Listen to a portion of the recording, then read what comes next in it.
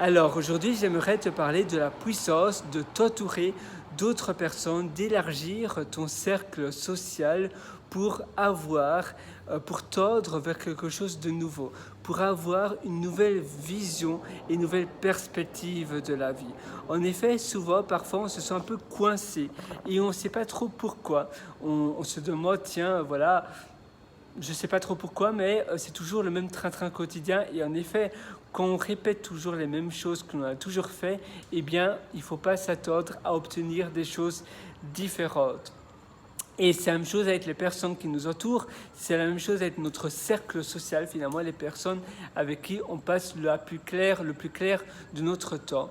En ayant des expériences différentes et en changeant parfois son cercle social, même parfois ne fût-ce qu'en faisant un volontariat quelque part.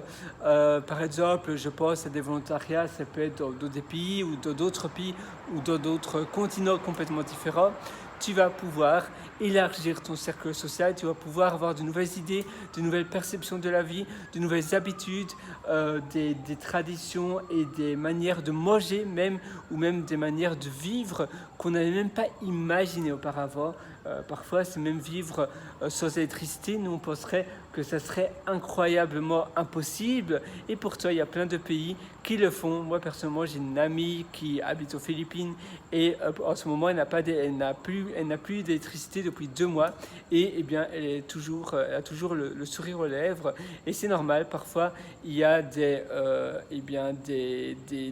typhons. Et les typhons dévastent tout. Quand tu habites dans des endroits assez ruraux, dans des petits villages, eh bien, ça met énormément de temps pour qu'ils réparent l'électricité. Parfois, ça met des mois et des mois. Même pour le nouvel an, elle n'avait pas d'électricité, elle n'avait pas d'éclairage. Et pourtant, voilà, c'est comme ça. Et pour eux, c'est normal. Et rien que le fait d'expérimenter ces choses-là et le fait de voir que finalement, oui, on peut vivre sans électricité, même en 2022, c'est triste, mais c'est le cas. Ça nous change complètement notre état d'esprit et notre perception de voir les choses. Et moi, je t'invite vraiment à essayer d'expérimenter ces choses-là parce que en faisant cela, eh bien, tu vas finalement avoir une nouvelle version de toi-même.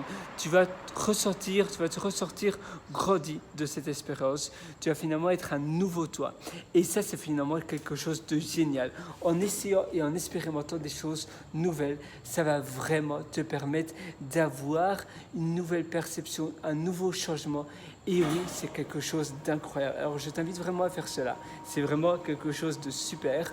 De super, simplement, c'est très valorisant, c'est très challengeant même.